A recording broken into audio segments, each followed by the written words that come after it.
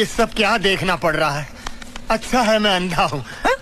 Hello दोस्तों, अगर आप भी इस तरह के हैक ट्राई कर रहे हैं तो इस तरह के हैक बिल्कुल भी ट्राई ना करें। हो सकता है कि ये आपको लॉन्ग टर्म बर्न तो देगा ही, प्लस स्कार्स भी दे जाए, जिससे आपका फेस बिल्कुल ही बिगड़ सकता है। अगर आपको अपनी होठों को न्यू लुक देना है, रीसेप करवाना है, तो इसके लिए आप जा सकते हैं विथ फिलर्स।